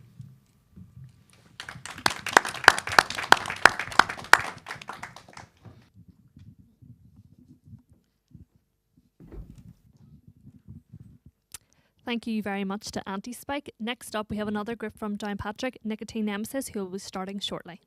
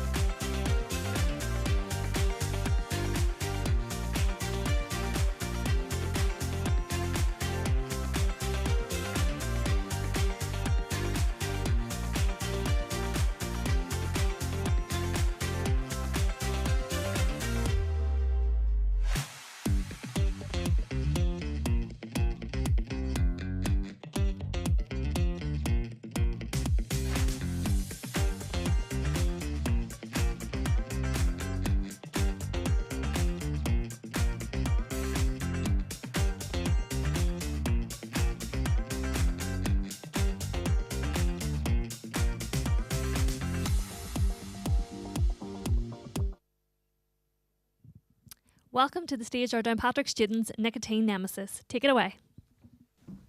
Hello, everybody. My name is Liam Ogunnoline. My name's Mel. And I'm Ben. And we are Nicotine Nemesis from Downpatrick. Now, we have been given a problem, that being teenage vaping. Now, we've all known somebody, at least one person, who's had an issue with vaping in their life. So we've taken it upon ourselves to advertise towards that group of people, those teenagers, young adults, by creating a full video game experience. Now, this took about 150 hours, I think, in total over about 2 weeks. I did lots of the programming, Mel did a lot of the music, and Ben did the art. So I'll just skip ahead here and I'll let the game show itself. We use heavy use of metaphors and other ways of telling stories in this game. Now, it is just a demo, so there's not a whole lot ready, but I'm very proud of what we've got. It should start just in a second here. I've added subtitles to the screen so you can hear exactly what it's saying. Gary, you think you can quit whenever you want? Well, prove it. The story is about our character, Groggy Gary, who has been addicted to vaping for, say, years. And this fight is meant to be a metaphor of his fight against addiction. He's trying to quit. But everybody knows, or not a lot of people know in fact, that quitting is the hardest part about vaping. People always say, oh, just quit vaping, don't start even. But once you do start, it's the hardest part by far. And this fight shows the further you are into your journey of quitting, the harder it gets. The more side effects there are, the more anxiety, nausea, and other things that I've forgotten entirely. So this fight in total took about 70 hours to make and the music about 50, which I am just over the moon of how it has come out. Our plan for distributing it is we could just sell it. That's always an option for maybe like £2. But realistically, nobody is going to be wanting to do that. So my plan, or what we've talked about together, is to distribute it as part of maybe an induction program for SERC, or as part of like a primary school, like a mandatory course, just for kids and teenagers to enjoy. The reason we did decide to make a video game is number one, because I don't think anybody's ever done something like this before for a PBL Enterprise thing, and also because I want to appeal to our target demographic, that being teenagers. So I'll let the fight end here. You know, everything's getting really bad for the person who's trying to quit, and then at the end, I'll just, peace. You've finally done it, and it's all worth it in the end. Because quitting is far harder than most people make it out to be. It's the hardest part. I've interviewed many, many people that have had addictions to vaping, and they've all come back with the exact same response of they've tried to quit, but it always gets to them. But if there's a community, if there's enough people that are quitting together, anybody can get away with it. Because they're not alone. That's my main message. Do you have any questions about the product or anything you want to say? Now's the time. Well done. Fantastic. Do that in 2 weeks. Brilliant. Well, it's a lot of sleepless nights. A lot of sleepless nights. Yeah. No, listen, absolutely fantastic, lads. Well done. Congratulations on that. What platform? PC. But I'm working on a mobile port. Okay. So just as a downloadable? Downloadable, yeah. Okay. Yeah, great. I think you can grow it as well and the other things. I've definitely worked, I have a lot of fun ideas for like other fights or stories, cutscenes. Like, I want to have full dialogue of like strong relationships and emotional moments in this game, just to really get to people. Very good. And there it is, just restarting the video. As you probably know, the games industry is absolutely booming in Northern Ireland, and there's a lot of companies doing a lot of very interesting things. So, you know, I'd absolutely encourage you to stick at the way you're thinking and the way you're working. And I'd be very happy to talk to you afterwards if you want to know about some of the resources that Screen Skills provides for people working in games development. I wonder, I don't know very much about either games or about vaping firsthand, but I wonder, is there a way that you could work with the vaping suppliers who are getting such a bad press at the moment that you know it becomes downloadable through their own sites and so on, so they're actually putting out the message about how addictive it is from the word go, you know? I did have one idea. You know the way vapes are sold in like these large displays? You have like maybe like a QR code and a few pictures of the game. Says download here, you know. Want to quit, download this game. Yeah. Yeah. Good Exactly. idea. So I noticed that you said that you could sell for £2, but you don't think anybody would want to buy it. Yeah, because the games industry is huge. There's games everywhere popping up, really, really talented people. And just, you know, me, 2 weeks. You know, maybe if we like create like a bigger experience with something with like a lot of value, we could absolutely sell this, but as it is now, it's just like a fun little experience. Yes. So my thoughts are, how many levels do you have right now? Just the one. You need 20. 100%. At least Oh, 20, yeah. maybe even 50. And I'm just going to pour this out of my head. So when you complete a level, you unlock a special piece of information that you maybe don't know about smoking. So you complete level 1, you say, congratulations, you've completed level 1, and then say something that people need to know.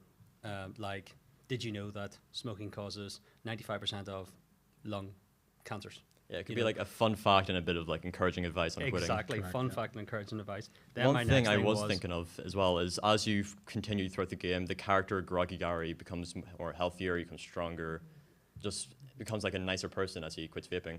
Totally. Good idea.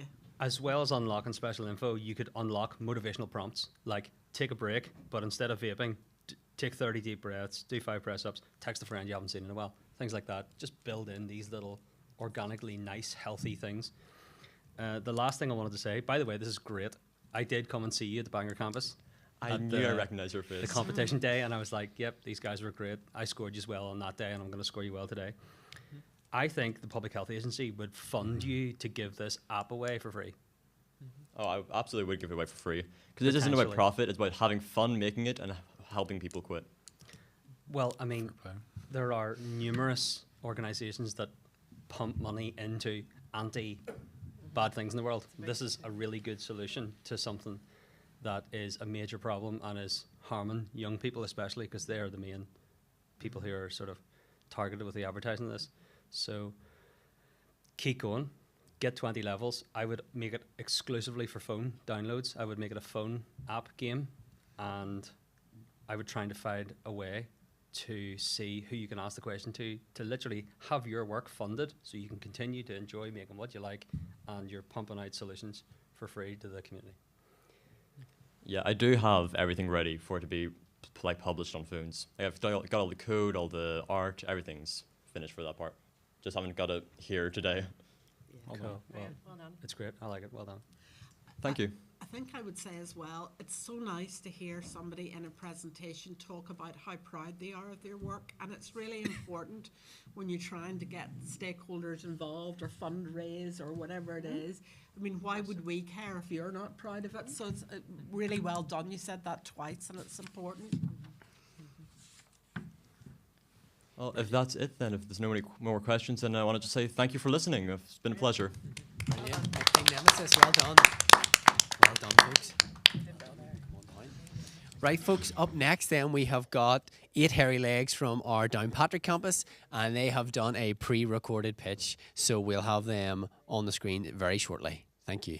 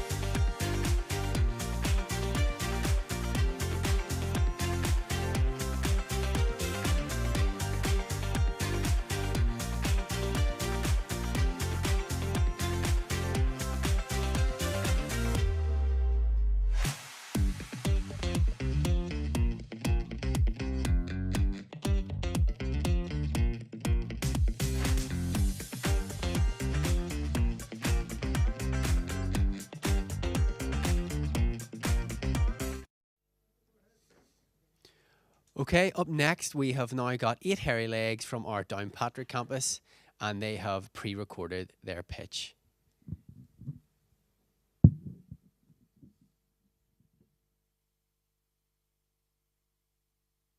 Hello, I'm Molly. I'm Bevan. And I'm Hannah. and we are 8 hairy legs.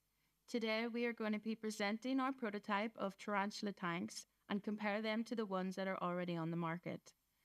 We identified the issues with the tanks already on the market and combated those issues. So some issues with tanks on the market at the minute is there's lack of ventilation, really bad access points, and a heavy lack of information. One of the main issues that comes up with people that are housing and buying tarantulas is that they don't understand that there's different species that require different sizes and different types of housing. So with that, us 8 hairy legs have developed 3 different tanks for the 3 different types of tarantulas. We have arboreal, fossorial, and terrestrial. We have 3 different tanks with 3 different habitats to accommodate the different tarantulas' natural living lifestyles. So the 3 main points that separate us from the existing tanks that are on the market are the adjustable partitions, the easy access points, and the soft magnet closed locks. This is an example of a tank that is readily available on the market for tarantula owners. So with this tank that you would buy in a pet store, one of the main issues with it is the access points.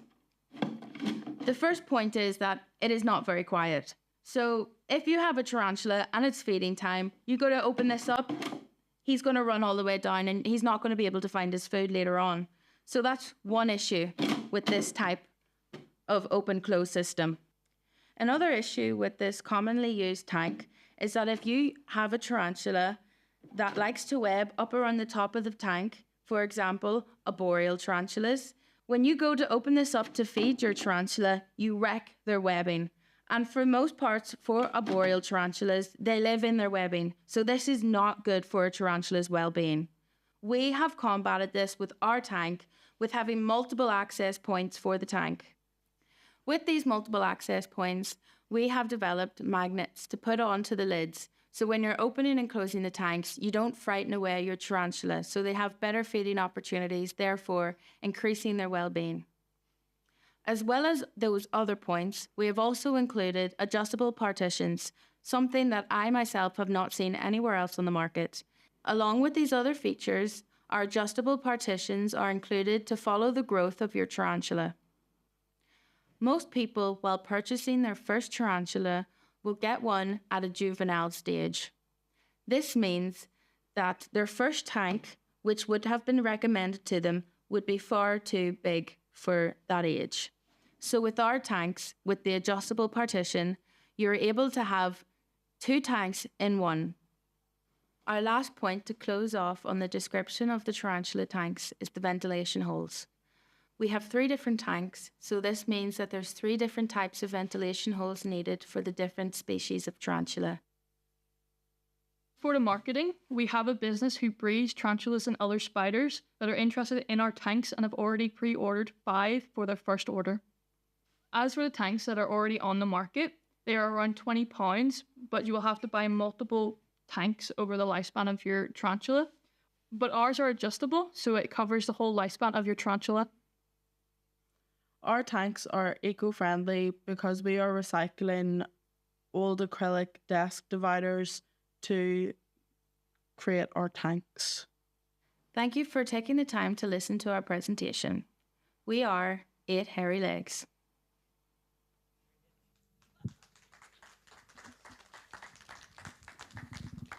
So that was a brilliant presentation, folks. So obviously the group can't be here, but they would really appreciate some feedback. So if you've got some short feedback, we'd love to hear it. Who wants to? Liz, you're going to start? Well, talk about a problem you didn't know needs solved. I have learned a lot. I loved everything about it. I loved the 8 hairy legs. I thought it was a very good idea. I loved the way they talked about, you know, the care and feeding of your tarantula. I would have loved to know how many people in the UK or in Ireland keep tarantulas. Yeah. And therefore what the market for this would be.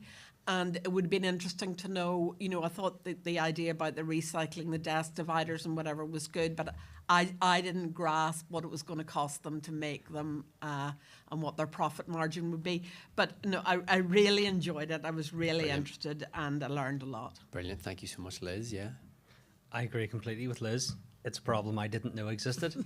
And I'm glad that they really care about it. And it's very obvious to us to see that they know exactly why. Yeah.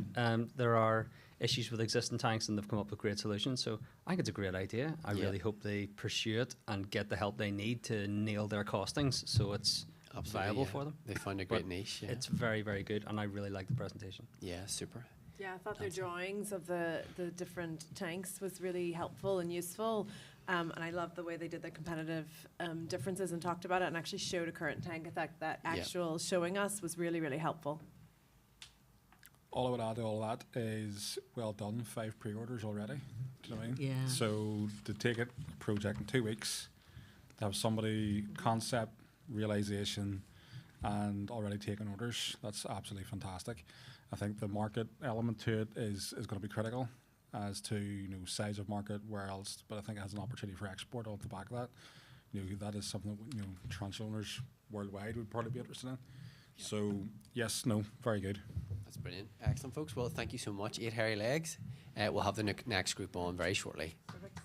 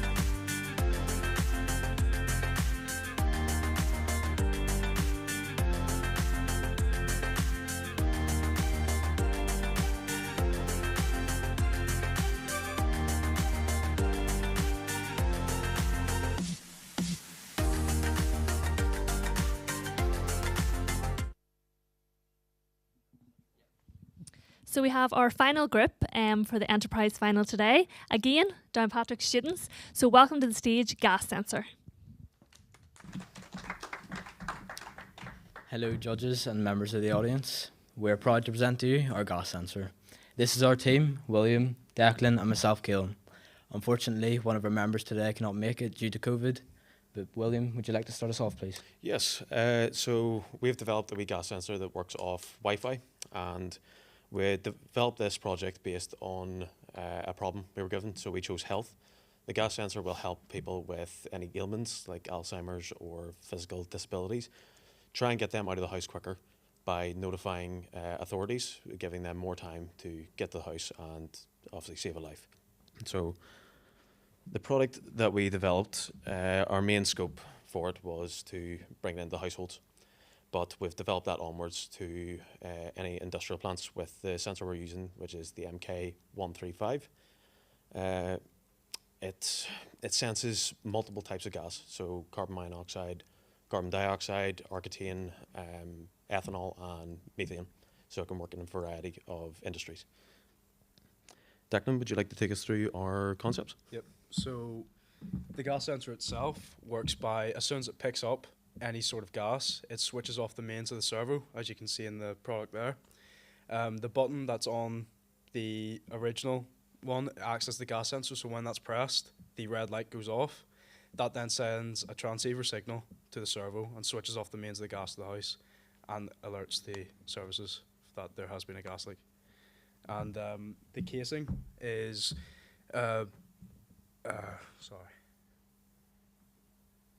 it's the mold housing, and it has a slot, as you can see in the casing itself there, with hexagons showing all the lights and a main hole for the gas sensor itself. And so with our final product, we hope to develop it on further to bring it down to one product. So as it is now, it is two separate products, one that detects and one that switches off. But hopefully in the future we can bring that down, obviously reducing cost and reducing manufacturing time with one product that does both sense and switches off the gas. Any questions from the judges? So can I just clarify? So this will sense the gas and then it will switch it off automatically. Is that? That is a future product that we Right, want to okay. develop. As it is now, it will sense the gas and then send to another product Right, that okay. will sense it off, switch it off. Okay. Okay. You mentioned over Wi-Fi. Is Yes. it all network dependent then? Yes, mainly. It also connects to Bluetooth through the Arduino Uno Wi-Fi board, the 1010. So it can send just to the phone if you do not have Wi-Fi. But it will not be able to alert the authorities without the Wi-Fi, unfortunately. Okay, but it will still sense and send off an alarm? Yes. Yeah. So the wee buzzer there will go off with the light and will alert the person. But the reason we wanted to send it to the phone and the authorities was that if a person is deaf or hearing impaired, they're not going to hear the buzzer. If they're blind and deaf, they're not going to see the light or hear the buzzer. So they'll, in some way, obviously they'll have a phone maybe that rings off or sounds to them or vibrates in their hand, and then obviously the authorities will be able to get there quicker. The device would also be altered to the person's needs. So say if it's an elderly person, obviously they're hearing. Nowadays, because of COVID, the smell as well, it may be hard to even smell the gas.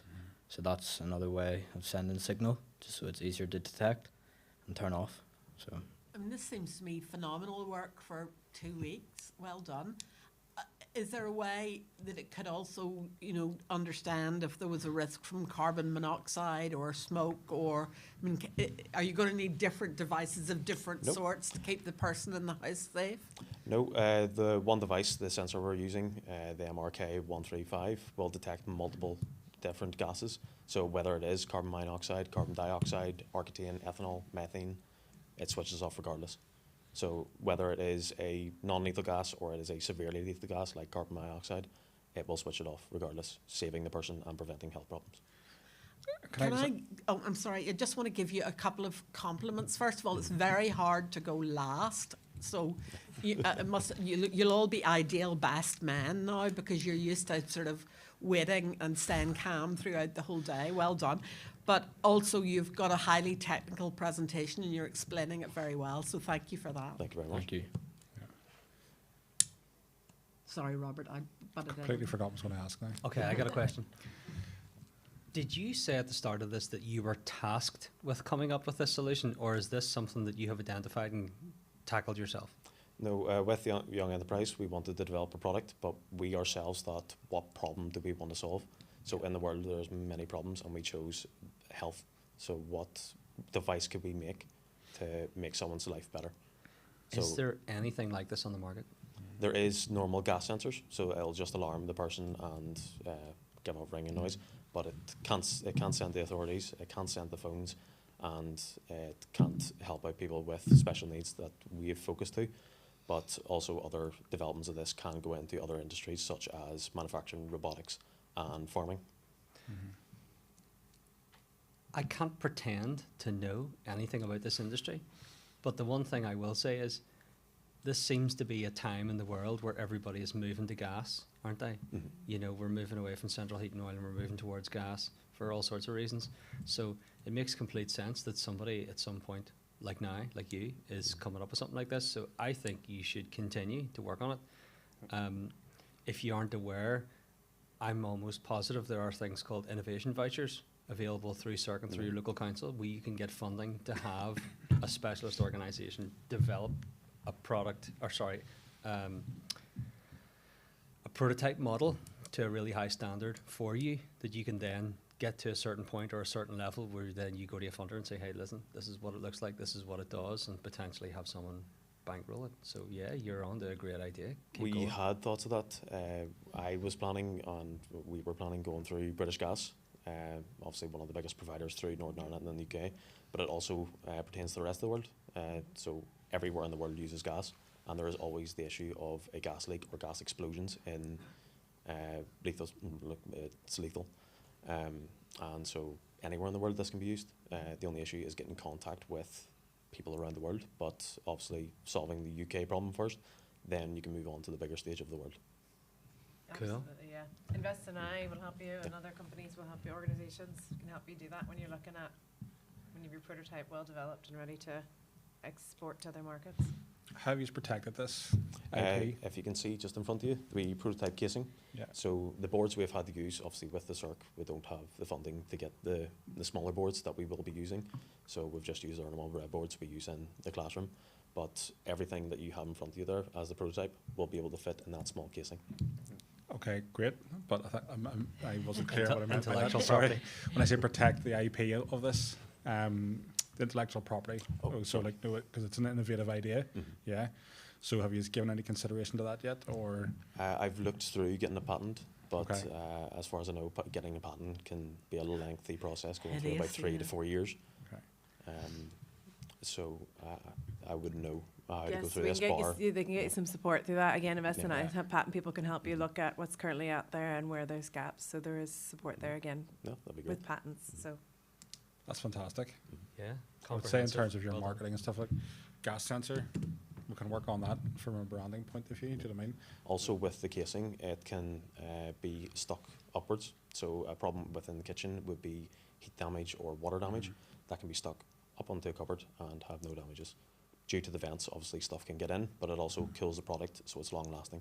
So the battery won't overheat, any components won't overheat. But the issue is something getting in, but to solve that, put it up out of the road. right.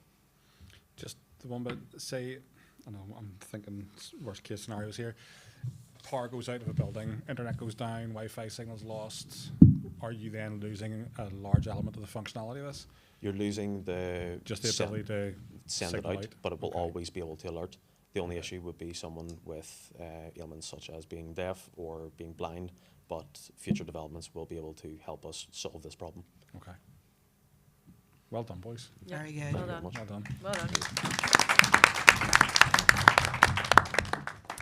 Thank you very much to Gas Sensor and to all our finalists today. I think you can all agree it's not easy to stand up here and to pitch to 4, entrepreneurs and be on the live stream. So I think a round of applause for all of our finalists today.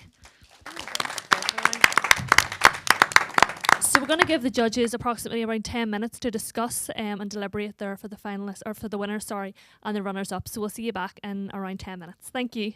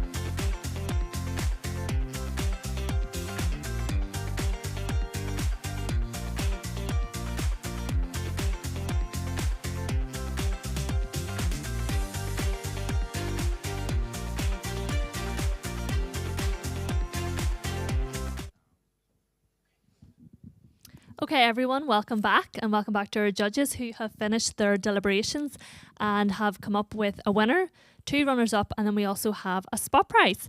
So I'm going to pass over to Matt here, who's going to firstly start us off with the prizes, and the first prize we're going to hand out today is the spot prize. So over to you, Matt. Hi, folks. I want to let everybody in the room know before I give out this prize that it was a ridiculously difficult and quite a heated discussion we had there. We didn't come to these conclusions easily. And something that was really important to me was, although we have picked winners, runners-up, and a spot prize, every single idea that came into the room today, if you have passion and belief in your idea, you must pursue it regardless of what the outcome is of today. There are ideas who are not winners, who I firmly believe are viable businesses and should continue. So I am going to give the runner-up prize, which is a family ticket to W5, to Molly Ruan from 8 Hairy Legs. So as Molly can't be here today, Johnny Cash from Animal Care is going to collect Molly's prize on her behalf.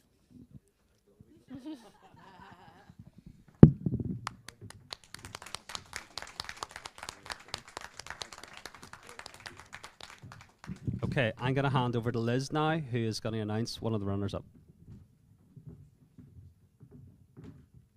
Thanks, Matt. So congratulations to Molly, who won the spot prize. We're now going to do one of the 2 runners-up. This prize went to a team who had a really clear, thoughtful, well thought through presentation. Every time a question popped into our heads as judges, the next slide answered it. And we really liked as well that they solved a problem that we all know is a huge one globally. And the interest or the outcome of their project would be of value to anyone in this world who likes a drink. And we all know that that's quite a lot of people. So congratulations to Anti-Spike, runners-up today.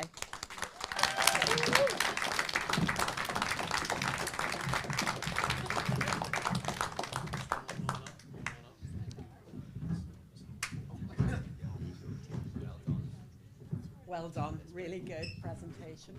Fabulous job. Well done, great. Nice job, thank you, well done. Well done, thank you. Right, and I'm now going to hand over to Robert for the other Robert runner-up prize. Thank you.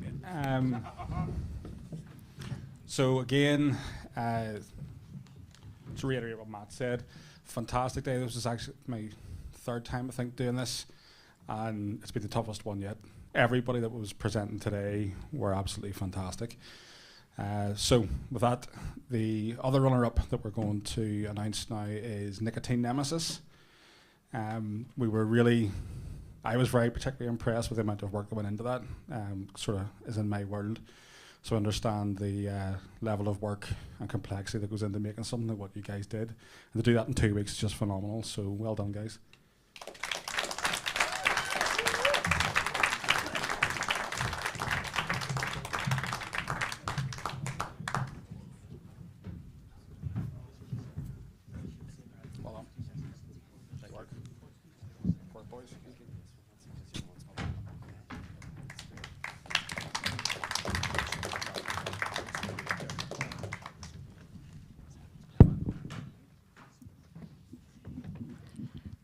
So I'm going to welcome Nancy, and she's going to announce the winner of our Enterprise Final today. So welcome over to Nancy.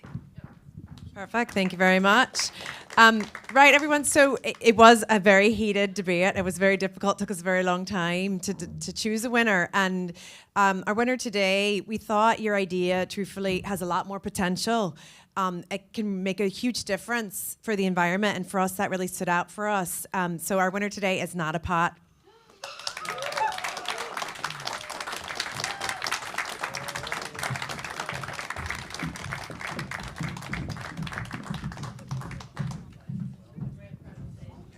Yeah, a very fantastic presentation as well. Congratulations. Congratulations, yes. Well done. Congratulations. Well done. Congratulations, yeah.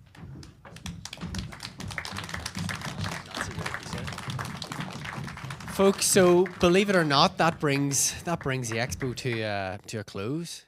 So I think we need to do an extra round of applause for all the students and all the staff that have made this possible. All the students and staff that have been working hard over the last number of weeks and getting these different projects together. Massive shout out to all the finalists that made it here today. It's great to hear such amazing polished pitches that have been pulled together in such a short period of time. So you guys really have outdone yourselves, and it's great to see. So massive round of applause for everyone, please. Thank you. Also like to thank our judges. They had a really tough time of it. We certainly got our money's worth in terms of getting you guys working hard today. So we really appreciate the efforts that you've gone to. Offering so much support and guidance to the students. And I just want to reiterate what was said in that, whether you were a group that entered the final or you were, shortlisted to be first, second or third, or, that's almost immaterial, really, because what we've seen today are so many amazing ideas that have got so much potential, and we just want to reiterate that the journey doesn't end today, whether you win or lose or whatever. We want to offer the support to help make those ideas a reality. So reach out to us and communicate with us through socials, through Teams and email. We're always there to help support you. So that's us. Thank you so much to all the creatives. And thank you so much for all the work behind the scenes in terms of making this spectacular event just as cool as it always is every year. So if you can hang around, it would be great.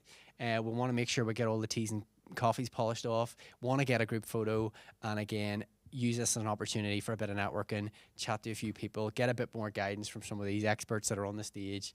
Other than that, folks, thank you so much. Thanks for supporting the event. Thanks to everybody on the live stream, and have a great afternoon and safe home. Thank you.